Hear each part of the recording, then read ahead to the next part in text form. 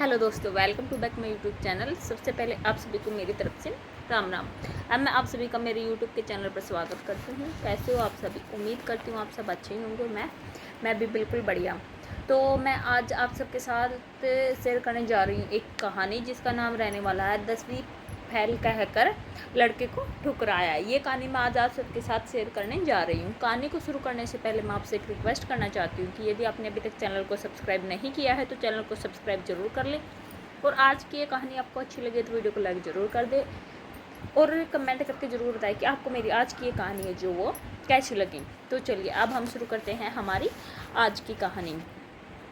कहानी के स्टार्टिंग में क्या होता है कि कभी कभी हम जिनके लिए अपना सब कुछ छोड़ देते हैं वही लोग हमें इस तरह ठुकरा देते हैं जैसे कभी जानते ही नहीं थे हमें, और फिर हमें समझ में आता है कि इंसान की पहचान जो होती है वो उसके दिल से नहीं होती है, उसके वक्त से होती है। तभी रवि होता है, वो बिहार के एक छोटे से गांव का रहने वाला होता है और वह एक सीधा साधा मेहनती और भावुक लड़का था। उसके जीवन का बस एक ही सपना था, पूजा।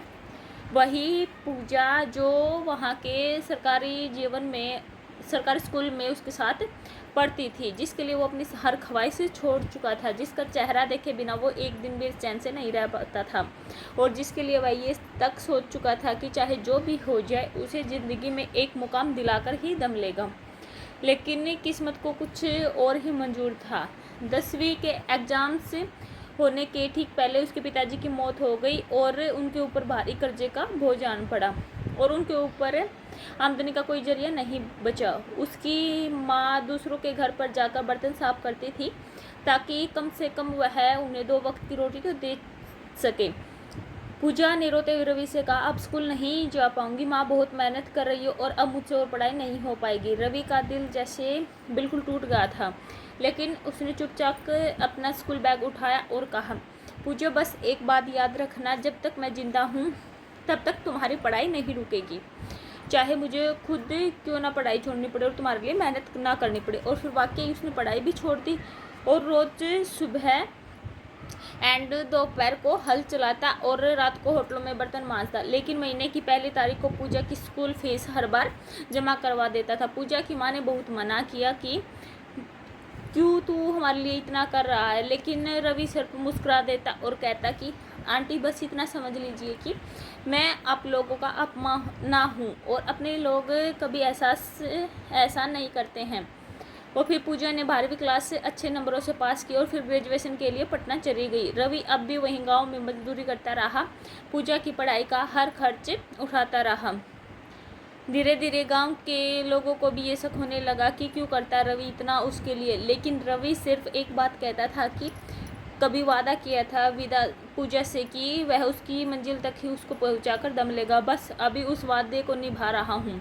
लेकिन क्या सच में वादे निभाने से रिश्ते बच जाते हैं, ऐसा लगता है आपको, या फिर ज़माने की रफ्तार में पीछे रहने वाला इंसान सिर्फ पीछे ही रह जाता है और सब उसका मजाक बनाते हैं। तभी रवि ने देखा कि पूजा की आगे पढ़ाई में अब और ज़्यादा खर्च आने वाला है। हॉस्टल, कोचिंग, फॉर्म्स, किताबें, इन सब के लिए बहुत ज़्यादा खर्च आने वाला है।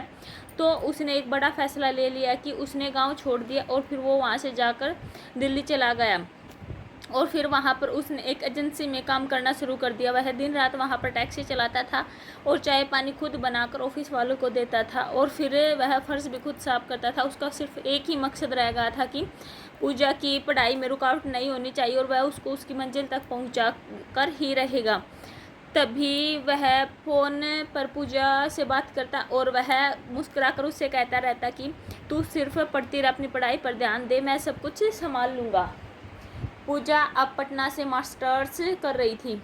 उसके बाद पर जो है अब ऊंची उड़ान भरने लगे थे।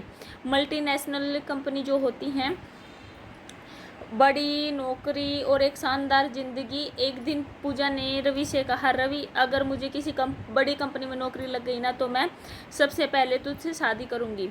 तूने ही तो मुझे यहाँ तक पहुँचाया, वरना मैं यहाँ नहीं होती। रवि के लिए यही एक ख्वाब था। उसने उसी दिन वीज़ा बनवाने की सोची और कुछ ही दिनों में वह दुबई पहुंच गया।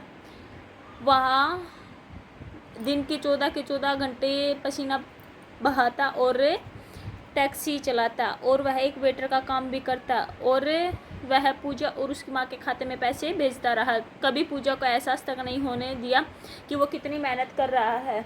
उधर पूजा एक बड़ी कंपनी में इंटरव्यू की तैयारी कर रही थी। टीके एंटरप्राइजेज जो वहाँ की बहुत बड़ी कंपनी थी और वहाँ पर नौकरी मिलना मतलब सीधा नौकरी 15 से 20 लाख का सैलरी पैकेज होना। तो रवि ने पूजा से फ़ोन पर पूछा कि बताओ तो सही कौन सी कंपनी में जाना चाहती है तू। तो पूजा हंसते हुए बोली, अरे छोड़ो भी रवि, इतनी बड़ी कंपनी में हमारी नौकरी लगती थोड़ी है। रवि ने मुस्कुराकर कहा कि तू बता तो सही तू कहाँ जाना चाहती है, मैं किसी से बात कर लूँगा। कुछ हफ्तों बाद चमत्कार जैसा ही कॉल आया। पूजा को उसी कंपनी में इंटरव्यू के लिए बुलाया गया। पूजा और उसकी माँ खुशी से फूले नहीं समा रहे थे।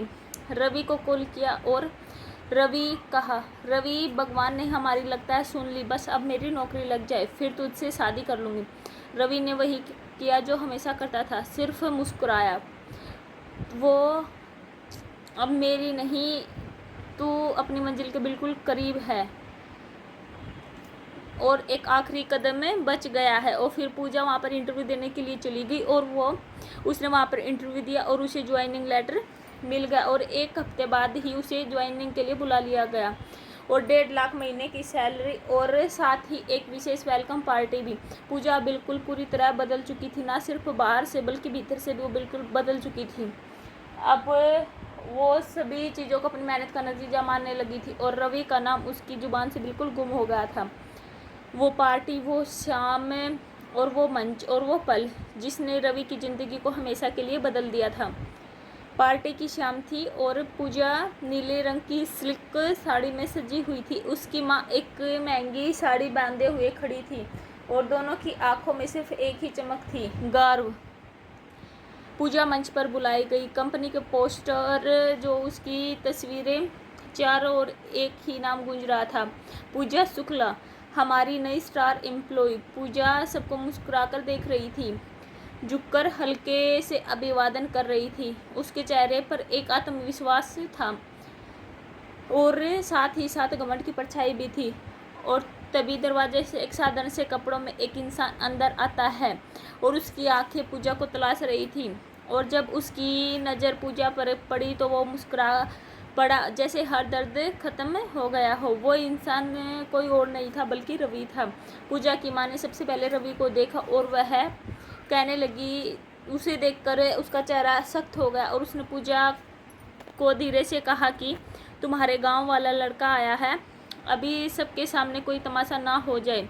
रवि धीरे धीरे पूजा के पास गया और बहुत आराम से कहने लगा कि पूजा, याद है तुम्हें कहा था जब नौकरी लग जाएगी तो हमारी शादी हो जाएगी, तो मैं यहाँ पर आ गया हूँ तुम्हारे वादे को पूरा करने के लिए। तो पूजा के चेहरे की मुस्कान बिल्कुल गायब हो गई थी। उसने आंखें तेज करके रवि की ओर देखा और फिर उससे कहने लगी कि तुम्हारा दिमाग तो ठीक है, तुम क्या सोच रहे हो कि मैं आज भी वही पुरानी पूजा हूँ जो कभी गांव में रहकर सपने देखा करती थी। तो रवि उसकी इन बातों से बहुत चौंक गया और वो उससे कहने लगा, क्या कह रही हो तुम। तो पूजा की माँ बीच में बोल पड़ी और कहने लगी कि रवि बेटा, तुम्हारी औकात ही क्या है मेरी पढ़ी लिखी बेटी के सामने। ये नौकरी पैसे वाली हो गई है आज और तुम तो 10वीं भी पास नहीं हो। तुम्हें क्या लगता है ये तुमसे शादी करेगी और ये बड़ी कंपनी की इंस्टीट्यूटर है।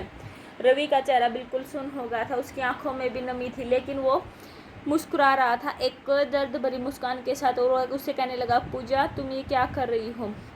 जो किताबों के पन्ने मैंने खुद उठा कर दिए थे तुम्हें, वो तुम पढ़कर इतनी बड़ी बन गई और आज मुझे ही छोड़ रही हो। फिर पूजा जैसे अपने आप पे से ही बाहर हो गई थी और वह उससे कहने लगी कि देखो रवि, यदि तुम्हें पैसे चाहिए तो तुम बता दो, मैं तुम्हें 10 लाख या 20 लाख जितने भी चाहिए उतने रुपए देने के लिए तैयार हूँ, लेकिन मुझसे शादी विवाह की उम्मीद मत रखो, तुम मेरे लायक नहीं हो। उसके ये शब्द पूरे हॉल में गूंज रहे थे। सबकी नज़रें अब रवि पर थी। कुछ ताज्जुब भी था और कुछ शर्म भी मान रहे थे इस चीज़ को। रवि ने गहरी सांस ली और शांति से कहने लगा कि पूजा, पैसे से तुम मेरे कपड़े लौटा सकते हो, किताबें भी लौटा सकती हो, लेकिन क्या वो वक्त लौटा सकती हो? क्या वो वक्त लौटा सकती हो जो मैंने तुमको दे दिया और तुम्हारे पीछे बर्बाद कर दिया? बताओ मुझे। जब मैंने अपने माँ बाप तक को छोड़ दिया सिर्फ तुम्हारे लिए, क्या वो दिन लौटा सकती हो? बताओ मुझे। जब तुम स्कूल जा सको इसके लिए मैं सड़कों पर ठेला चलाता था, नहीं लौटा सकती, क्योंकि रिश्ते जो हैं वो खरीदे नहीं जाते हैं, वो बनाए जाते हैं। पूजा ने फिर वहाँ पर गुस्से में सिक्योरिटी को बुलाया और उससे कहने लगी कि इसे धक्के मारकर यहाँ से निकाल दो। गार्ड्स रवि की तरफ बढ़ने ही लगे थे, तभी वहाँ पर एक तेज आवाज़ें आने लगी और फिर कोई आया और वह कहने लगा कि रुकिए। तो सबकी निगाहें उस इंसान पर पड़ने लगी, तो वहाँ पर कोई और नहीं उस कंपनी का मालिक होता है। सबकी तो कंपनी के मालिक जो है वो मंच से नीचे उतर चुके थे और सीधा रवि के सामने खड़े थे। तो फिर रवि कहने लगा कि सर, यदि आपको कोई आपत्ति ना हो तो मैं चाहता हूँ कि आप मेरी बेटी रिया से शादी करें और मैं अपने आप को बहुत भाग्यशाली समझूंगा। पूरे माहौल में ये बातें सुनकर सन्नाटा छा गया। पूजा की आंखें भी सटी रह गई। उसके आसपास खड़े हुए लोग भी एक दूसरे को देखने लगे और रवि बस चुपचाप खड़ा था, जैसे वह खुद उलझन में था और वह उससे माफ़ी मांग रहा था। पूजा भी वहाँ खड़ी थी। जिस इंसान को 10वीं फेल कहकर नीचा दिखा रही थी, उसी के लिए कंपनी का मालिक कह रहा था कि मैं अपनी इकलौती बेटी का हाथ इनके हाथों में देना चाहता हूँ। पूरे हॉल में बहुत ज़्यादा सन्नाटा छा गया था। आखिर ये रवि फिर है कौन? रवि कुछ ही कहता उससे पहले कंपनी के मालिक मंच पर चढ़ गए और माइक संभाल लिया और फिर कहने लगे कि आप सबको लग रहा होगा कि क्यों मैं एक मजदूर जैसे दिखने वाले इंसान से अपनी बेटी की शादी कराना चाहता हूँ। तो आप सब लोग सुनिए, ये कोई मामूली इंसान नहीं जैसा दिखता है। ये विदेश की रवि इंटरनेशनल लॉजिस्टिक कंपनी के फाउंडर और सीईओ हैं। वही कंपनी जिसने कंपनी ने हमारी कंपनी को 10 करोड़ रुपए का ऑर्डर दिया है और उस कंपनी की वजह से ही हमारी कंपनी इस साल की सबसे ज़्यादा ग्रोथ करने वाली कंपनी बनी है। हॉल में वहाँ पर जितने लोग पर बैठे थे वो सब आपस में एक दूसरे की तरफ देखने लगे और फिर ये सोचने लगे कि शायद वो कोई सपना देख रहे हैं। तो मालिक आगे कहने लगे कि आपको ये जानकर बहुत हैरानी होगी कि इसी शख्स के एक फ़ोन कॉल पर हमने पूजा को इस कंपनी में रखा था, वरना उसका रिज्यूमे देखकर भी हमें लग गया था कि वो इस कंपनी के लायक नहीं है और वह इस लायक नहीं थी। और यदि रवि सर की सिफारिश नहीं होती तो इस लड़की को शायद हम रिसेप्शन का काउंटर तक नहीं बैठाते। और फिर ये सब बातें सुनकर पूजा के चेहरे का रंग बिल्कुल उड़ चुका था। उसकी माँ भी गहरी शर्मिंदगी पेश कर रही थी और वहाँ पर सिर झुकाए बैठी थी। और फिर रवि वहाँ मंच पर आया और फिर वो कहने लगा, जो कोई नॉर्मल इंसान नहीं कह सकता है वह बात कोई बड़ा इंसान ही कह सकता है। और फिर वो कहने लगा कि मैंने कभी पूजा को नीचा दिखाने के लिए कुछ नहीं किया, मैंने जो कुछ भी किया प्यार में ही किया है और भरोसे में ही किया है। लेकिन आज ये मेरा भरोसा टूट गया है। मैंने जो सोचा था वो नहीं हुआ। मैं ये सोचता था कि जब वो अपने पैरों पर खड़ी होगी तो हम एक साथ ज़िंदगी बिताएंगे, लेकिन उसे अपनी मंजिल मिलते ही मेरा साथ बोझ लगने लगा, जो सही नहीं था। और इसलिए मैं आज ये घोषणा कर रहा हूँ कि पूजा को अब मेरी कोई ज़रूरत नहीं है और इस कंपनी को भी मेरी सिफारिश की कोई ज़रूरत नहीं है। पूरा हॉल जो है तालियों से गूंज उठता है और फिर कंपनी मालिक मंच पर आते हैं और रवि के कंधे पर हाथ रखकर बोले, रवि बेटा, मेरी बेटी अभी इस पार्टी में है, प्लीज़ एक बार मिलो। अगर तुम चाहो तो हम एक नया रिश्ता शुरू कर देते हैं। रवि ने धीरे से गर्दन झुकाई और पूछा, कहाँ पर है आपकी बेटी? तो वो सामने आई और सादगी और मुस्कान से भरी एक शांत लड़की जिसकी आंखों में अपनापन था। रवि ने मुस्कुराते उसकी तरफ देखा और फिर कहा कि हाँ, मैं तैयार हूँ सर।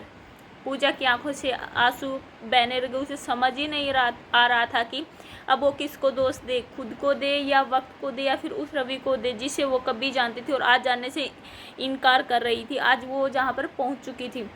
समय बीता गया। कुछ महीनों बाद रवि और रिया की शादी एक छोटे से होटल में हुई, लेकिन एक खूबसूरत समारोह में संपन्न हुई जहाँ रिश्ते दिखावे से नहीं दिल से जुड़े थे। रिया ने कभी रवि से उसका अतीत नहीं पूछा, उसने सिर्फ उसका संघर्ष देखा, उसकी परछाई को महसूस किया और उसकी सादगी से प्रेम कर बैठी।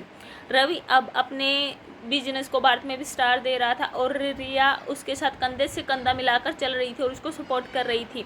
दोनों एक दूसरे के पूरक बन गए थे। और फिर एक दिन क्या होता है कि रवि और रिया किसी हिल स्टेशन पर छुट्टियां मनाने के लिए गए हुए थे। वहां पर एक छोटा सा कैफ़े था जहां पर विदेशी पर्यटक काफ़ी आते थे। वो दोनों भी वहां पर गए थे। रिया अंदर पानी लेने के लिए अंदर गई और रवि बाहर बैठा हुआ था। तभी उसकी नज़र उस पर पड़ी। और फिर पूजा जो एक पुराने ढंग की चाय की दुकान चला रही थी और उसके चेहरे पर थकान और आंखों में पश्चाताप हो रहा था। और उसके पास ही उसकी माँ बैठी हुई थी, मंगला देवी, जो अब बहुत बूढ़ी हो चुकी थी। दुकान के बाहर एक बोर्ड भी लगा हुआ था कि PG Thambi qualified, jobs not found, so started tea cafe. Pooja ने जैसे ही रवि को देखा तो उसकी आंखें बाहर आई, होठ कांपने लगे, लेकिन वह उसको कुछ बोल ना सकी। रवि ने देखा तो वो वहाँ पर एक पल के लिए ठहर गया और हल्की सी मुस्कान के साथ अपनी पत्नी रिया के पास चला गया। ना कोई ताना दिया, ना कोई सवाल किया, ना कोई बदला। वो उसे कुछ नहीं चाहता था, ना कोई खामोशी दिखाई उसने, और ना उससे कुछ बोलने की ज़रूरत थी। और उधर पूजा चाय बनाते हुए रवि को देखती रही, जिस रवि को उसने कभी ठुकरा दिया था। आज वही रवि किसी और के साथ सपनों की ज़िंदगी जी रहा था और अपनी ज़िंदगी में बहुत खुश था। और वो उन सपनों की रात में अकेली बैठी थी जिन्हें कभी पैसों, ओहदे और घमंड की आग में खुद ही चलाया था। तो दोस्तों, हम क्या कहना चाहते हैं कि कभी कभी हम रिश्तों को मामूली समझकर छोड़ देते हैं। वही जिंदगा हमारी ज़िंदगी की सबसे बड़ी कमी बन जाता है। रवि ने कभी बदला नहीं लिया, लेकिन वक्त ने लिया, और ऐसा लिया कि पूजा को हमेशा याद रहेगा। तो अब आप बताइए कि यदि आप रवि की जगह होते तो क्या पूजा को माफ़ कर देते? क्या आप किसी के धोखे को भूलकर उसे दोबारा अपनाते, या फिर रवि की तरह चुपचाप गरिमा के साथ आगे बढ़ जाते? तो अपनी राय जो है आपकी वो नीचे कमेंट में ज़रूर दीजिए। और यदि कहानी आपको अच्छी लगी हो और हमारी कहानी ने आपके दिल को छू लिया हो तो हमारी वीडियो को लाइक ज़रूर कर दें और शेयर ज़रूर कर दें। चलिए, अब हम मिलते हैं अपनी अगली वीडियो में एक और शानदार सी कहानी के साथ। अब अगली वीडियो कुछ समय के बाद मैं अपने चैनल पर अपलोड करने जा रही हूँ। जब तक के लिए थारी मेरी राम राम। हेलो दोस्तों, welcome to back my YouTube channel. सबसे पहले आप सभी को मेरी तरफ से राम राम। अब मैं आप सभी का मेरे यूट्यूब के चैनल पर स्वागत करती हूँ। कैसे हो आप सभी? उम्मीद करती हूँ आप सब अच्छे ही होंगे। मैं भी बिल्कुल बढ़िया। तो मैं आज आप सबके साथ शेयर करने जा रही हूँ एक कहानी जिसका नाम रहने वाला है 10वीं फैल कहकर लड़के को ठुकराया। ये कहानी मैं आज आप सबके साथ शेयर करने जा रही हूँ। कहानी को शुरू करने से पहले मैं आपसे एक रिक्वेस्ट करना चाहती हूँ कि यदि आपने अभी तक चैनल को सब्सक्राइब नहीं किया है तो चैनल को सब्सक्राइब जरूर कर लें, और आज की ये कहानी आपको अच्छी लगे तो वीडियो को लाइक ज़रूर कर दे, और कमेंट करके ज़रूर बताएं कि आपको मेरी आज की ये कहानी है जो वो कैसी लगी। तो चलिए अब हम शुरू करते हैं हमारी आज की कहानी। कहानी के स्टार्टिंग में क्या होता है कि कभी कभी हम जिनके लिए अपना सब कुछ छोड़ देते हैं वही लोग हमें इस तरह ठुकरा देते हैं जैसे कभी जानते ही नहीं थे हमें। और फिर हमें समझ में आता है कि इंसान की पहचान जो होती है वो उसके दिल से नहीं होती है, उसके वक्त से होती है। तभी रवि होता है वो बिहार के एक छोटे से गांव का रहने वाला होता है, और वह एक सीधा साधा मेहनती और भावुक लड़का था। उसके जीवन का बस एक ही सपना था, पूजा। वही पूजा जो वहाँ के सरकारी स्कूल में उसके साथ पढ़ती थी, जिसके लिए वो अपनी हर ख्वाहिश छोड़ चुका था, जिसका चेहरा देखे बिना वो एक दिन भी चैन से नहीं रह पाता था, और जिसके लिए वह ये तक सोच चुका था कि चाहे जो भी हो जाए उसे ज़िंदगी में एक मुकाम दिलाकर ही दम लेगा। लेकिन किस्मत को कुछ और ही मंजूर था। 10वीं के एग्ज़ाम्स होने के ठीक पहले उसके पिताजी की मौत हो गई और उनके ऊपर भारी कर्जे का बोझ आन पड़ा, और उनके ऊपर आमदनी का कोई जरिया नहीं बचा। उसकी माँ दूसरों के घर पर जाकर बर्तन साफ करती थी ताकि कम से कम वह उन्हें 2 वक्त की रोटी तो दे सके। पूजा ने रोते हुए रवि से कहा, अब स्कूल नहीं जा पाऊंगी, माँ बहुत मेहनत कर रही हो और अब मुझसे और पढ़ाई नहीं हो पाएगी। रवि का दिल जैसे बिल्कुल टूट गया था, लेकिन उसने चुपचाप अपना स्कूल बैग उठाया और कहा, पूजा बस एक बात याद रखना, जब तक मैं जिंदा हूँ तब तक तुम्हारी पढ़ाई नहीं रुकेगी, चाहे मुझे खुद क्यों ना पढ़ाई छोड़नी पड़े और तुम्हारे लिए मेहनत ना करनी पड़े। और फिर वाकई उसने पढ़ाई भी छोड़ दी और रोज़ सुबह एंड दोपहर को हल चलाता और रात को होटलों में बर्तन मांजता। लेकिन महीने की पहली तारीख को पूजा की स्कूल फीस हर बार जमा करवा देता था। पूजा की माँ ने बहुत मना किया कि क्यों तू हमारे लिए इतना कर रहा है। लेकिन रवि सिर्फ मुस्कुरा देता और कहता कि आंटी बस इतना समझ लीजिए कि मैं आप लोगों का अपना हूँ और अपने लोग कभी ऐसा नहीं करते हैं। और फिर पूजा ने 12वीं क्लास से अच्छे नंबरों से पास किया और फिर ग्रेजुएशन के लिए पटना चली गई। रवि अब भी वहीं गांव में मजदूरी करता रहा, पूजा की पढ़ाई का हर खर्च उठाता रहा। धीरे धीरे गांव के लोगों को भी ये शक होने लगा कि क्यों करता रवि इतना उसके लिए। लेकिन रवि सिर्फ एक बात कहता था कि कभी वादा किया था विदा पूजा से कि वह उसकी मंजिल तक ही उसको पहुंचाकर दम लेगा, बस अभी उस वादे को निभा रहा हूँ। लेकिन क्या सच में वादे निभाने से रिश्ते बच जाते हैं, ऐसा लगता है आपको, या फिर ज़माने की रफ्तार में पीछे रहने वाला इंसान सिर्फ पीछे ही रह जाता है और सब उसका मजाक बनाते हैं। तभी रवि ने देखा कि पूजा की आगे पढ़ाई में अब और ज़्यादा खर्च आने वाला है। हॉस्टल, कोचिंग, फॉर्म्स, किताबें, इन सब के लिए बहुत ज़्यादा खर्च आने वाला है। तो उसने एक बड़ा फैसला ले लिया कि उसने गांव छोड़ दिया और फिर वो वहाँ से जाकर दिल्ली चला गया। और फिर वहाँ पर उसने एक एजेंसी में काम करना शुरू कर दिया। वह दिन रात वहाँ पर टैक्सी चलाता था और चाय पानी खुद बनाकर ऑफिस वालों को देता था और फिर वह फर्श भी खुद साफ करता था। उसका सिर्फ एक ही मकसद रह गया था कि पूजा की पढ़ाई में रुकावट नहीं होनी चाहिए और वह उसको उसकी मंजिल तक पहुँचा कर ही रहेगा। तभी वह फ़ोन पर पूजा से बात करता और वह मुस्कुराकर उससे कहता रहता कि तू सिर्फ पढ़ती रह, अपनी पढ़ाई पर ध्यान दे, मैं सब कुछ संभाल लूँगा। पूजा अब पटना से मास्टर्स कर रही थी। उसके बाद पर जो है अब ऊंची उड़ान भरने लगे थे। मल्टीनेशनल कंपनी जो होती हैं, बड़ी नौकरी और एक शानदार ज़िंदगी। एक दिन पूजा ने रवि से कहा, रवि अगर मुझे किसी बड़ी कंपनी में नौकरी लग गई ना तो मैं सबसे पहले तुझसे शादी करूँगी। तूने ही तो मुझे यहाँ तक पहुँचाया, वरना मैं यहाँ नहीं होती। रवि के लिए यही एक ख्वाब था। उसने उसी दिन वीज़ा बनवाने की सोची और कुछ ही दिनों में वह दुबई पहुँच गया। वहाँ दिन के 14 घंटे पसीना बहाता और टैक्सी चलाता और वह एक वेटर का काम भी करता और वह पूजा और उसकी माँ के खाते में पैसे भेजता रहा। कभी पूजा को एहसास तक नहीं होने दिया कि वो कितनी मेहनत कर रहा है। उधर पूजा एक बड़ी कंपनी में इंटरव्यू की तैयारी कर रही थी।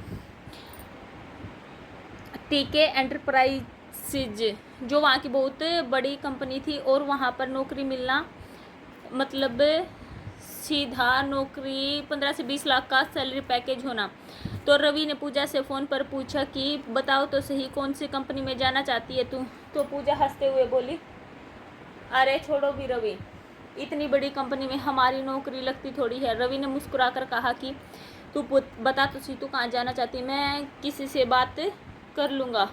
कुछ हफ्तों बाद चमत्कार जैसा ही कॉल आया। पूजा को उसी कंपनी में इंटरव्यू के लिए बुलाया गया। पूजा और उसकी माँ खुशी से फूले नहीं समा रहे थे। रवि को कॉल किया और रवि कहा, रवि भगवान ने हमारी लगता है सुन ली, बस अब मेरी नौकरी लग जाए फिर तुझसे शादी कर लूँगी। रवि ने वही किया जो हमेशा करता था, सिर्फ मुस्कुराया। वो अब मेरी नहीं, तू अपनी मंजिल के बिल्कुल करीब है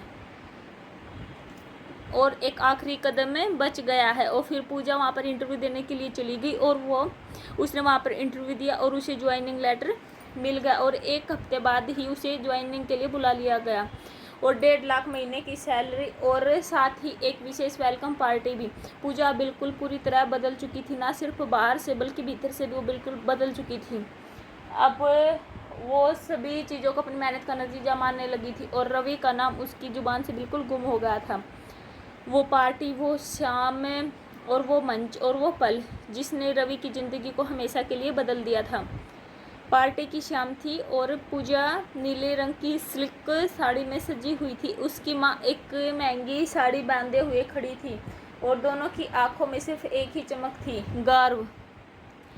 पूजा मंच पर बुलाई गई। कंपनी के पोस्टर जो उसकी तस्वीरें चारों ओर एक ही नाम गूंज रहा था, पूजा शुक्ला, हमारी नई स्टार एम्प्लॉय। पूजा सबको मुस्कुराकर देख रही थी, झुककर हल्के से अभिवादन कर रही थी। उसके चेहरे पर एक आत्मविश्वास था और साथ ही साथ घमंड की परछाई भी थी। और तभी दरवाजे से एक साधारण से कपड़ों में एक इंसान अंदर आता है और उसकी आंखें पूजा को तलाश रही थी। और जब उसकी नज़र पूजा पर पड़ी तो वो मुस्कुरा पड़ा, जैसे हर दर्द खत्म हो गया हो। वो इंसान कोई और नहीं था बल्कि रवि था।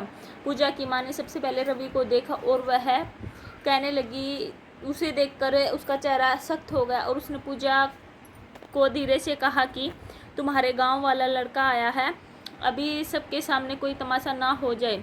रवि धीरे धीरे पूजा के पास गया और बहुत आराम से कहने लगा कि पूजा, याद है तुम्हें कहा था जब नौकरी लग जाएगी तो हमारी शादी हो जाएगी, तो मैं यहाँ पर आ गया हूँ तुम्हारे वादे को पूरा करने के लिए। तो पूजा के चेहरे की मुस्कान बिल्कुल गायब हो गई थी। उसने आंखें तेज करके रवि की ओर देखा और फिर उससे कहने लगी कि तुम्हारा दिमाग तो ठीक है, तुम क्या सोच रहे हो कि मैं आज भी वही पुरानी पूजा हूँ जो कभी गांव में रहकर सपने देखा करती थी। तो रवि उसकी इन बातों से बहुत चौंक गया और वो उससे कहने लगा, क्या कह रही हो तुम। तो पूजा की माँ बीच में बोल पड़ी और कहने लगी कि रवि बेटा, तुम्हारी औकात ही क्या है मेरी पढ़ी लिखी बेटी के सामने। ये नौकरी पैसे वाली हो गई है आज और तुम तो 10वीं भी पास नहीं हो। तुम्हें क्या लगता है ये तुमसे शादी करेगी और ये बड़ी कंपनी की इंस्टीट्यूटर है। रवि का चेहरा बिल्कुल सुन्न हो गया था, उसकी आंखों में भी नमी थी, लेकिन वो मुस्कुरा रहा था एक दर्द भरी मुस्कान के साथ। और उससे कहने लगा, पूजा तुम ये क्या कर रही हो। जो किताबों के पन्ने मैंने खुद उठा कर दिए थे तुम्हें, वो तुम पढ़कर इतनी बड़ी बन गई और आज मुझे ही छोड़ रही हो। और फिर पूजा जैसे अपने आप पे से ही बाहर हो गई थी और वह उससे कहने लगी कि देखो रवि, यदि तुम्हें पैसे चाहिए तो तुम बता दो, मैं तुम्हें 10 लाख या 20 लाख जितने भी चाहिए उतने रुपए देने के लिए तैयार हूँ, लेकिन मुझसे शादी विवाह की उम्मीद मत रखो, तुम मेरे लायक नहीं हो। उसके ये शब्द पूरे हॉल में गूंज रहे थे। सबकी नज़रें अब रवि पर थीं। कुछ ताज्जुब भी था और कुछ शर्म भी मान रहे थे इस चीज़ को। रवि ने गहरी सांस ली और शांति से कहने लगा कि पूजा, पैसे से तुम मेरे कपड़े लौटा सकते हो, किताबें भी लौटा सकती हो, लेकिन क्या वो वक्त लौटा सकती हो? क्या वो वक्त लौटा सकती हो जो मैंने तुमको दे दिया और तुम्हारे पीछे बर्बाद कर दिया? बताओ मुझे, जब मैंने अपने माँ बाप तक को छोड़ दिया सिर्फ तुम्हारे लिए, क्या वो दिन लौटा सकती हो? बताओ मुझे, जब तुम स्कूल जा सको इसके लिए मैं सड़कों पर ठेला चलाता था, नहीं लौटा सकती, क्योंकि रिश्ते जो हैं वो खरीदे नहीं जाते हैं, वो बनाए जाते हैं। पूजा ने फिर वहाँ पर गुस्से में सिक्योरिटी को बुलाया और उससे कहने लगी कि इसी धक्के मारकर यहाँ से निकाल दो। गार्ड्स रवि की तरफ बढ़ने ही लगे थे, तभी वहाँ पर एक तेज आवाज़ आने लगी और फिर कोई आया और वह कहने लगा कि रुकिए। तो सबकी निगाहें उस इंसान पर पड़ने लगी। तो वहाँ पर कोई और नहीं, उस कंपनी का मालिक होता है सबकी। तो कंपनी के मालिक जो है वो मंच से नीचे उतर चुके थे और सीधा रवि के सामने खड़े थे। तो फिर रवि कहने लगा कि सर, यदि आपको कोई आपत्ति ना हो तो मैं चाहता हूँ कि आप मेरी बेटी रिया से शादी करें और मैं अपने आप को बहुत भाग्यशाली समझूंगा। पूरे माहौल में ये बातें सुनकर सन्नाटा छा गया। पूजा की आंखें भी सटी रह गई। उसके आसपास खड़े हुए लोग भी एक दूसरे को देखने लगे और रवि बस चुपचाप खड़ा था, जैसे वह खुद उलझन में था और वह उससे माफ़ी मांग रहा था। पूजा भी वहाँ खड़ी थी।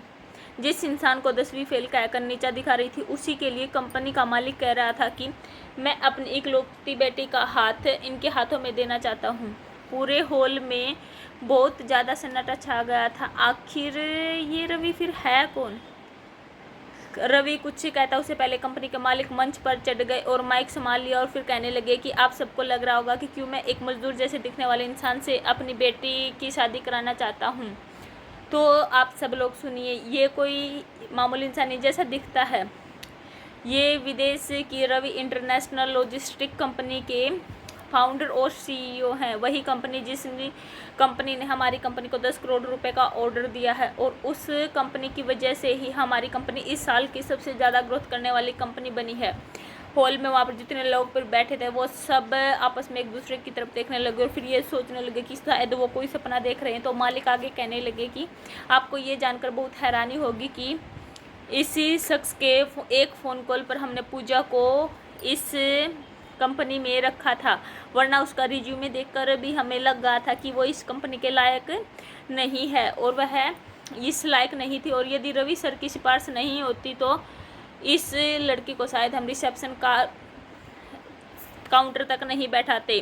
और फिर ये सब बातें सुनकर पूजा के चेहरे का रंग बिल्कुल उड़ चुका था। उसकी माँ भी गहरी शर्मिंदगी पेश कर रही थी और वहाँ पर सिर झुकाए बैठी थी। और फिर रवि वहाँ मंच पर आया और फिर वो कहने लगा जो कोई नॉर्मल इंसान नहीं कह सकता है, वह बात कोई बड़ा इंसान ही कह सकता है। और फिर वो कहने लगा कि मैंने कभी पूजा को नीचा दिखाने के लिए कुछ नहीं किया, मैंने जो कुछ भी किया प्यार में ही किया है और भरोसे में ही किया है। लेकिन आज ये मेरा भरोसा टूट गया है। मैंने जो सोचा था वो नहीं हुआ। मैं ये सोचता था कि जब वो अपने पैरों पर खड़ी होगी तो हम एक साथ ज़िंदगी बिताएंगे, लेकिन उसे अपनी मंजिल मिलते ही मेरा साथ बोझ लगने लगा, जो सही नहीं था।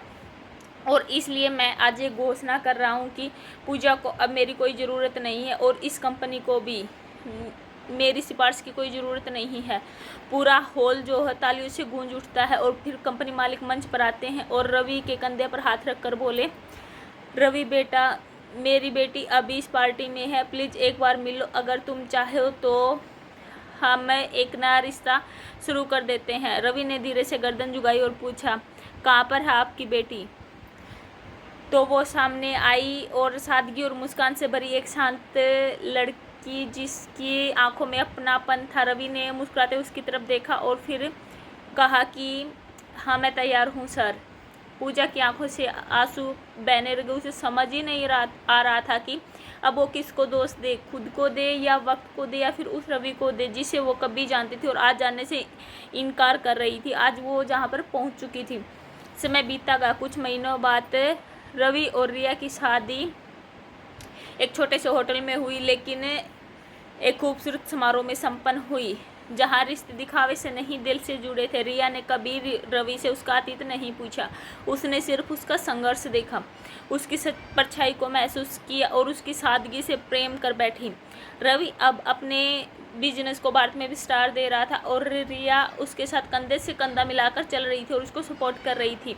दोनों एक दूसरे के पूरक बन गए थे। और फिर एक दिन क्या होता है कि रवि और रिया किसी हिल स्टेशन पर छुट्टियां मनाने के लिए गए हुए थे। वहां पर एक छोटा सा कैफ़े था जहां पर विदेशी पर्यटक काफ़ी आते थे। वो दोनों भी वहां पर गए थे। रिया अंदर पानी लेने के लिए अंदर गई और रवि बाहर बैठा हुआ था। तभी उसकी नज़र उस पर पड़ी और फिर पूजा जो एक पुराने ढंग की चाय की दुकान चला रही थी और उसके चेहरे पर थकान और आंखों में पश्चाताप हो रहा था। और उसके पास ही उसकी माँ बैठी हुई थी, मंगला देवी, जो अब बहुत बूढ़ी हो चुकी थी। दुकान के बाहर एक बोर्ड भी लगा हुआ था कि PG Thambi qualified, jobs not found, so started tea cafe. Pooja ने जैसे ही रवि को देखा तो उसकी आंखें बाहर आई, होठ कांपने लगे, लेकिन वह उसको कुछ बोल ना सकी। रवि ने देखा तो वो वहाँ पर एक पल के लिए ठहर गया और हल्की सी मुस्कान के साथ अपनी पत्नी रिया के पास चला गया। ना कोई ताना दिया, ना कोई सवाल किया, ना कोई बदला। वो उसे कुछ नहीं चाहता था, ना कोई खामोशी दिखाई उसने और ना उससे कुछ बोलने की ज़रूरत थी। और उधर पूजा चाय बनाते हुए रवि को देखती रही, जिस रवि को उसने कभी ठुकरा दिया था। आज वही रवि किसी और के साथ सपनों की ज़िंदगी जी रहा था और अपनी ज़िंदगी में बहुत खुश था। और वो उन सपनों की रात में अकेली बैठी थी जिन्हें कभी पैसों, ओहदे और घमंड की आग में खुद ही चलाया था। तो दोस्तों, हम क्या कहना चाहते हैं कि कभी कभी हम रिश्तों को मामूली समझकर छोड़ देते हैं। वही जिंदगा हमारी ज़िंदगी की सबसे बड़ी कमी बन जाता है। रवि ने कभी बदला नहीं लिया, लेकिन वक्त ने लिया और ऐसा लिया कि पूजा को हमेशा याद रहेगा। तो अब आप बताइए कि यदि आप रवि की जगह होते तो क्या पूजा को माफ़ कर देते? क्या आप किसी के धोखे को भूलकर उसे दोबारा अपनाते, या फिर रवि की तरह चुपचाप गरिमा के साथ आगे बढ़ जाते? तो अपनी राय जो है आपकी वो नीचे कमेंट में ज़रूर दीजिए। और यदि कहानी आपको अच्छी लगी हो और हमारी कहानी ने आपके दिल को छू लिया हो तो हमारी वीडियो को लाइक ज़रूर कर दें और शेयर ज़रूर कर दें। चलिए, अब हम मिलते हैं अपनी अगली वीडियो में एक और शानदार सी कहानी के साथ। अब अगली वीडियो कुछ समय के बाद मैं अपने चैनल पर अपलोड करने जा रही हूँ। जब तक के लिए थारी मेरी राम राम। हेलो दोस्तों, welcome to back my YouTube channel. सबसे पहले आप सभी को मेरी तरफ से राम राम। अब मैं आप सभी का मेरे यूट्यूब के चैनल पर स्वागत करती हूँ। कैसे हो आप सभी? उम्मीद करती हूँ आप सब अच्छे ही होंगे। मैं भी बिल्कुल बढ़िया। तो मैं आज आप सबके साथ शेयर करने जा रही हूँ एक कहानी जिसका नाम रहने वाला है 10वीं फैल कहकर लड़के को ठुकराया। ये कहानी मैं आज आप सबके साथ शेयर करने जा रही हूँ। कहानी को शुरू करने से पहले मैं आपसे एक रिक्वेस्ट करना चाहती हूँ कि यदि आपने अभी तक चैनल को सब्सक्राइब नहीं किया है तो चैनल को सब्सक्राइब जरूर कर लें, और आज की ये कहानी आपको अच्छी लगे तो वीडियो को लाइक ज़रूर कर दे और कमेंट करके ज़रूर बताएं कि आपको मेरी आज की ये कहानी है जो वो कैसी लगी। तो चलिए अब हम शुरू करते हैं हमारी आज की कहानी। कहानी के स्टार्टिंग में क्या होता है कि कभी कभी हम जिनके लिए अपना सब कुछ छोड़ देते हैं वही लोग हमें इस तरह ठुकरा देते हैं जैसे कभी जानते ही नहीं थे हमें, और फिर हमें समझ में आता है कि इंसान की पहचान जो होती है वो उसके दिल से नहीं होती है, उसके वक्त से होती है। तभी रवि होता है वो बिहार के एक छोटे से गांव का रहने वाला होता है, और वह एक सीधा साधा मेहनती और भावुक लड़का था। उसके जीवन का बस एक ही सपना था, पूजा। वही पूजा जो वहाँ के सरकारी स्कूल में उसके साथ पढ़ती थी, जिसके लिए वो अपनी हर ख्वाहिश छोड़ चुका था, जिसका चेहरा देखे बिना वो एक दिन भी चैन से नहीं रह पाता था, और जिसके लिए वह ये तक सोच चुका था कि चाहे जो भी हो जाए उसे ज़िंदगी में एक मुकाम दिलाकर ही दम लेगा। लेकिन किस्मत को कुछ और ही मंजूर था। 10वीं के एग्ज़ाम्स होने के ठीक पहले उसके पिताजी की मौत हो गई और उनके ऊपर भारी कर्जे का बोझ आन पड़ा, और उनके ऊपर आमदनी का कोई जरिया नहीं बचा। उसकी माँ दूसरों के घर पर जाकर बर्तन साफ करती थी ताकि कम से कम वह उन्हें 2 वक्त की रोटी तो दे सके। पूजा ने रोते हुए रवि से कहा, अब स्कूल नहीं जा पाऊंगी, माँ बहुत मेहनत कर रही है और अब मुझसे और पढ़ाई नहीं हो पाएगी। रवि का दिल जैसे बिल्कुल टूट गया था, लेकिन उसने चुपचाप अपना स्कूल बैग उठाया और कहा, पूजा बस एक बात याद रखना, जब तक मैं जिंदा हूँ तब तक तुम्हारी पढ़ाई नहीं रुकेगी, चाहे मुझे खुद क्यों ना पढ़ाई छोड़नी पड़े और तुम्हारे लिए मेहनत ना करनी पड़े। और फिर वाकई उसने पढ़ाई भी छोड़ दी और रोज़ सुबह एंड दोपहर को हल चलाता और रात को होटलों में बर्तन मांजता। लेकिन महीने की पहली तारीख को पूजा की स्कूल फीस हर बार जमा करवा देता था। पूजा की माँ ने बहुत मना किया कि क्यों तू हमारे लिए इतना कर रहा है, लेकिन रवि सिर्फ मुस्कुरा देता और कहता कि आंटी बस इतना समझ लीजिए कि मैं आप लोगों का अपमान ना हूँ, और अपने लोग कभी ऐसा नहीं करते हैं।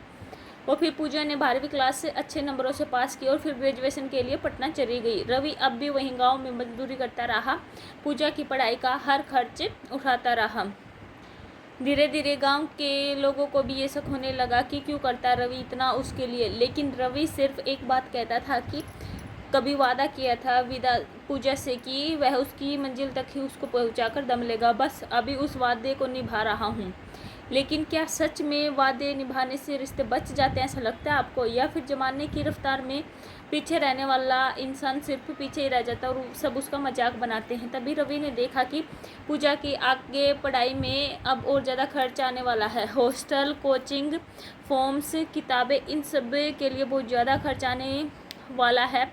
तो उसने एक बड़ा फैसला ले लिया कि उसने गांव छोड़ दिया और फिर वो वहाँ से जाकर दिल्ली चला गया, और फिर वहाँ पर उसने एक एजेंसी में काम करना शुरू कर दिया। वह दिन रात वहाँ पर टैक्सी चलाता था और चाय पानी खुद बनाकर ऑफिस वालों को देता था, और फिर वह फर्श भी खुद साफ करता था। उसका सिर्फ एक ही मकसद रह गया था कि पूजा की पढ़ाई में रुकावट नहीं होनी चाहिए और वह उसको उसकी मंजिल तक पहुँचा कर ही रहेगा। तभी वह फ़ोन पर पूजा से बात करता और वह मुस्कुराकर उससे कहता रहता कि तू सिर्फ पढ़ती रह, अपनी पढ़ाई पर ध्यान दे, मैं सब कुछ संभाल लूँगा। पूजा अब पटना से मास्टर्स कर रही थी। उसके बाद पर जो है अब ऊंची उड़ान भरने लगे थे। मल्टीनेशनल कंपनी जो होती हैं, बड़ी नौकरी और एक शानदार ज़िंदगी। एक दिन पूजा ने रवि से कहा, रवि अगर मुझे किसी बड़ी कंपनी में नौकरी लग गई ना तो मैं सबसे पहले तुझसे शादी करूँगी। तूने ही तो मुझे यहाँ तक पहुँचाया, वरना मैं यहाँ नहीं होती। रवि के लिए यही एक ख्वाब था।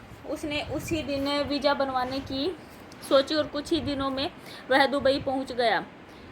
वहाँ दिन के 14 घंटे पसीना बहाता और टैक्सी चलाता, और वह एक वेटर का काम भी करता, और वह पूजा और उसकी माँ के खाते में पैसे भेजता रहा। कभी पूजा को एहसास तक नहीं होने दिया कि वो कितनी मेहनत कर रहा है। उधर पूजा एक बड़ी कंपनी में इंटरव्यू की तैयारी कर रही थी। टीके एंटरप्राइज सिज, जो वहाँ की बहुत बड़ी कंपनी थी और वहाँ पर नौकरी मिलना मतलब सीधा नौकरी 15 से 20 लाख का सैलरी पैकेज होना।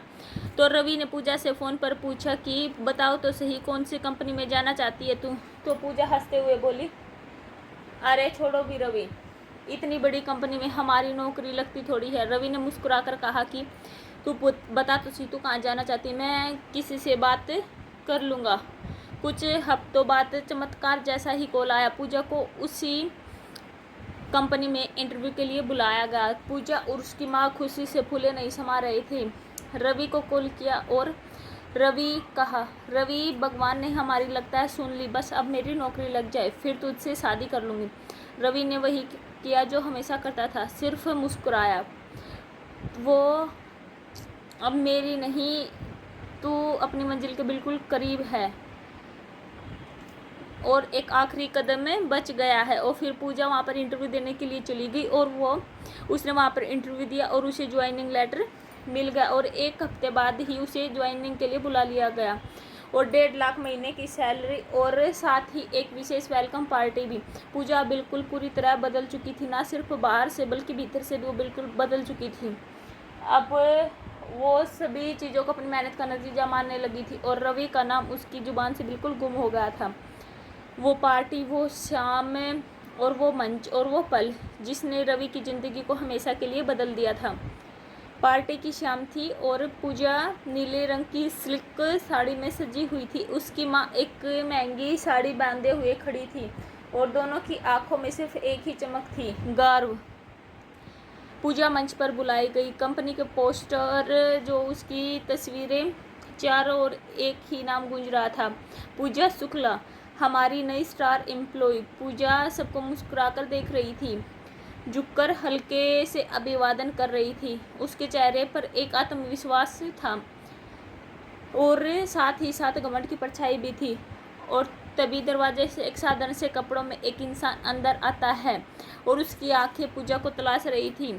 और जब उसकी नज़र पूजा पर पड़ी तो वो मुस्कुरा पड़ा, जैसे हर दर्द खत्म हो गया हो। वो इंसान कोई और नहीं था बल्कि रवि था। पूजा की माँ ने सबसे पहले रवि को देखा और वह कहने लगी, उसे देखकर उसका चेहरा सख्त हो गया और उसने पूजा को धीरे से कहा कि तुम्हारे गांव वाला लड़का आया है, अभी सबके सामने कोई तमाशा ना हो जाए। रवि धीरे धीरे पूजा के पास गया और बहुत आराम से कहने लगा कि पूजा, याद है तुम्हें कहा था जब नौकरी लग जाएगी तो हमारी शादी हो जाएगी, तो मैं यहाँ पर आ गया हूँ तुम्हारे वादे को पूरा करने के लिए। तो पूजा के चेहरे की मुस्कान बिल्कुल गायब हो गई थी। उसने आंखें तेज करके रवि की ओर देखा और फिर उससे कहने लगी कि तुम्हारा दिमाग तो ठीक है, तुम क्या सोच रहे हो कि मैं आज भी वही पुरानी पूजा हूँ जो कभी गांव में रहकर सपने देखा करती थी। तो रवि उसकी इन बातों से बहुत चौंक गया और वो उससे कहने लगा, क्या कह रही हो तुम। तो पूजा की माँ बीच में बोल पड़ी और कहने लगी कि रवि बेटा, तुम्हारी औकात ही क्या है मेरी पढ़ी लिखी बेटी के सामने। ये नौकरी पैसे वाली हो गई है आज और तुम तो 10वीं भी पास नहीं हो। तुम्हें क्या लगता है ये तुमसे शादी करेगी और ये बड़ी कंपनी की इंस्टीट्यूटर है। रवि का चेहरा बिल्कुल सुन्न हो गया था, उसकी आंखों में भी नमी थी, लेकिन वो मुस्कुरा रहा था एक दर्द भरी मुस्कान के साथ। और उससे कहने लगा, पूजा तुम ये क्या कर रही हो। जो किताबों के पन्ने मैंने खुद उठा कर दिए थे तुम्हें, वो तुम पढ़कर इतनी बड़ी बन गई और आज मुझे ही छोड़ रही हो। फिर पूजा जैसे अपने आप पे से ही बाहर हो गई थी और वह उससे कहने लगी कि देखो रवि, यदि तुम्हें पैसे चाहिए तो तुम बता दो, मैं तुम्हें 10 लाख या 20 लाख जितने भी चाहिए उतने रुपए देने के लिए तैयार हूँ, लेकिन मुझसे शादी विवाह की उम्मीद मत रखो, तुम मेरे लायक नहीं हो। उसके ये शब्द पूरे हॉल में गूंज रहे थे। सबकी नज़रें अब रवि पर थी। कुछ ताज्जुब भी था और कुछ शर्म भी मान रहे थे इस चीज़ को। रवि ने गहरी सांस ली और शांति से कहने लगा कि पूजा, पैसे से तुम मेरे कपड़े लौटा सकते हो, किताबें भी लौटा सकती हो, लेकिन क्या वो वक्त लौटा सकती हो? क्या वो वक्त लौटा सकती हो जो मैंने तुमको दे दिया और तुम्हारे पीछे बर्बाद कर दिया? बताओ मुझे, जब मैंने अपने माँ बाप तक को छोड़ दिया सिर्फ तुम्हारे लिए, क्या वो दिन लौटा सकती हो? बताओ मुझे, जब तुम स्कूल जा सको इसके लिए मैं सड़कों पर ठेला चलाता था, नहीं लौटा सकती, क्योंकि रिश्ते जो हैं वो खरीदे नहीं जाते हैं, वो बनाए जाते हैं। पूजा ने फिर वहाँ पर गुस्से में सिक्योरिटी को बुलाया और उससे कहने लगी कि इसे धक्के मारकर यहाँ से निकाल दो। गार्ड्स रवि की तरफ बढ़ने ही लगे थे, तभी वहाँ पर एक तेज आवाज़ आने लगी और फिर कोई आया और वह कहने लगा कि रुकिए। तो सबकी निगाहें उस इंसान पर पड़ने लगी। तो वहाँ पर कोई और नहीं, उस कंपनी का मालिक होता है सबकी। तो कंपनी के मालिक जो है वो मंच से नीचे उतर चुके थे और सीधा रवि के सामने खड़े थे। तो फिर रवि कहने लगा कि सर, यदि आपको कोई आपत्ति ना हो तो मैं चाहता हूँ कि आप मेरी बेटी रिया से शादी करें और मैं अपने आप को बहुत भाग्यशाली समझूंगा। पूरे माहौल में ये बातें सुनकर सन्नाटा छा गया। पूजा की आंखें भी सटी रह गई। उसके आसपास खड़े हुए लोग भी एक दूसरे को देखने लगे और रवि बस चुपचाप खड़ा था, जैसे वह खुद उलझन में था और वह उससे माफ़ी मांग रहा था। पूजा भी वहाँ खड़ी थी। जिस इंसान को 10वीं फेल कहकर नीचा दिखा रही थी, उसी के लिए कंपनी का मालिक कह रहा था कि मैं अपनी इकलौती बेटी का हाथ इनके हाथों में देना चाहता हूँ। पूरे हॉल में बहुत ज़्यादा सन्नाटा छा गया था। आखिर ये रवि फिर है कौन? रवि कुछ कहता उससे पहले कंपनी के मालिक मंच पर चढ़ गए और माइक संभाल लिया और फिर कहने लगे कि आप सबको लग रहा होगा कि क्यों मैं एक मजदूर जैसे दिखने वाले इंसान से अपनी बेटी की शादी कराना चाहता हूँ। तो आप सब लोग सुनिए, ये कोई मामूली इंसान नहीं जैसा दिखता है।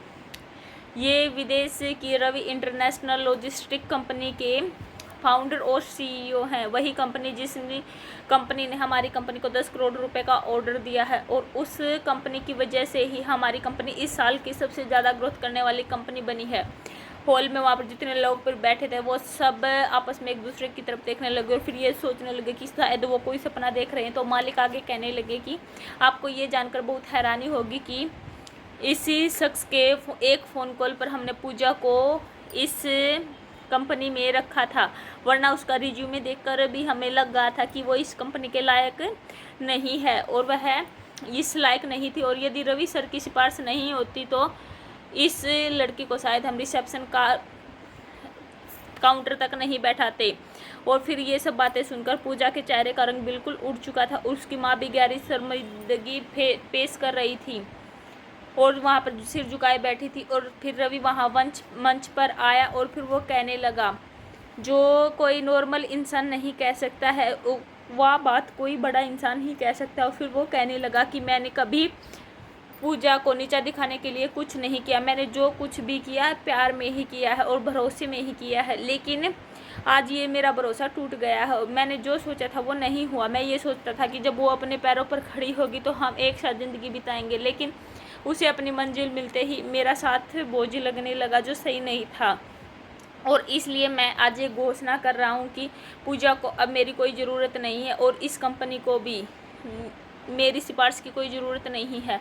पूरा हॉल जो है तालियों से गूंज उठता है और फिर कंपनी मालिक मंच पर आते हैं और रवि के कंधे पर हाथ रखकर बोले, रवि बेटा, मेरी बेटी अभी इस पार्टी में है, प्लीज़ एक बार मिलो। अगर तुम चाहो तो हम एक नया रिश्ता शुरू कर देते हैं। रवि ने धीरे से गर्दन झुकाई और पूछा, कहाँ पर है आपकी बेटी?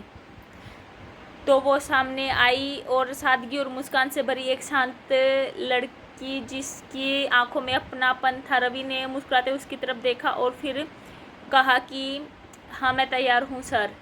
पूजा की आंखों से आंसू बहने लगे। उसे समझ ही नहीं आ रहा था कि अब वो किसको दोष दे, खुद को दे या वक्त को दे या फिर उस रवि को दे जिसे वो कभी जानती थी और आज जानने से इनकार कर रही थी। आज वो जहाँ पर पहुँच चुकी थी। समय बीता गया। कुछ महीनों बाद रवि और रिया की शादी एक छोटे से होटल में हुई, लेकिन एक खूबसूरत समारोह में संपन्न हुई जहाँ रिश्ते दिखावे से नहीं दिल से जुड़े थे। रिया ने कभी रवि से उसका अतीत नहीं पूछा, उसने सिर्फ उसका संघर्ष देखा, उसकी परछाई को महसूस किया और उसकी सादगी से प्रेम कर बैठी। रवि अब अपने बिजनेस को भारत में विस्तार दे रहा था और रिया उसके साथ कंधे से कंधा मिलाकर चल रही थी और उसको सपोर्ट कर रही थी। दोनों एक दूसरे के पूरक बन गए थे। और फिर एक दिन क्या होता है कि रवि और रिया किसी हिल स्टेशन पर छुट्टियां मनाने के लिए गए हुए थे। वहां पर एक छोटा सा कैफ़े था जहां पर विदेशी पर्यटक काफ़ी आते थे। वो दोनों भी वहां पर गए थे। रिया अंदर पानी लेने के लिए अंदर गई और रवि बाहर बैठा हुआ था। तभी उसकी नज़र उस पर पड़ी और फिर पूजा जो एक पुराने ढंग की चाय की दुकान चला रही थी और उसके चेहरे पर थकान और आंखों में पश्चाताप हो रहा था। और उसके पास ही उसकी माँ बैठी हुई थी, मंगला देवी, जो अब बहुत बूढ़ी हो चुकी थी। दुकान के बाहर एक बोर्ड भी लगा हुआ था कि PG Thambi qualified, jobs not found, so started tea cafe. Pooja ने जैसे ही रवि को देखा तो उसकी आंखें बाहर आई, होठ कांपने लगे, लेकिन वह उसको कुछ बोल ना सकी। रवि ने देखा तो वो वहाँ पर एक पल के लिए ठहर गया और हल्की सी मुस्कान के साथ अपनी पत्नी रिया के पास चला गया। ना कोई ताना दिया, ना कोई सवाल किया, ना कोई बदला।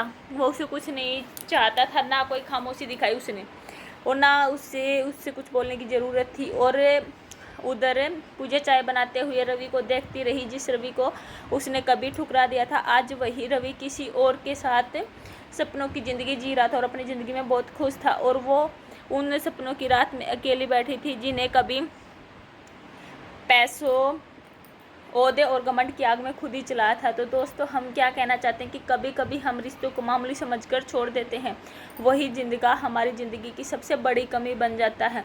रवि ने कभी बदला नहीं लिया, लेकिन वक्त ने लिया, और ऐसा लिया कि पूजा को हमेशा याद रहेगा। तो अब आप बताइए कि यदि आप रवि की जगह होते तो क्या पूजा को माफ़ कर देते? क्या आप किसी के धोखे को भूलकर उसे दोबारा अपनाते, या फिर रवि की तरह चुपचाप गरिमा के साथ आगे बढ़ जाते? तो अपनी राय जो है आपकी वो नीचे कमेंट में ज़रूर दीजिए। और यदि कहानी आपको अच्छी लगी हो और हमारी कहानी ने आपके दिल को छू लिया हो तो हमारी वीडियो को लाइक ज़रूर कर दें और शेयर ज़रूर कर दें। चलिए, अब हम मिलते हैं अपनी अगली वीडियो में एक और शानदार सी कहानी के साथ। अब अगली वीडियो कुछ समय के बाद मैं अपने चैनल पर अपलोड करने जा रही हूँ। जब तक के लिए थारी मेरी राम राम।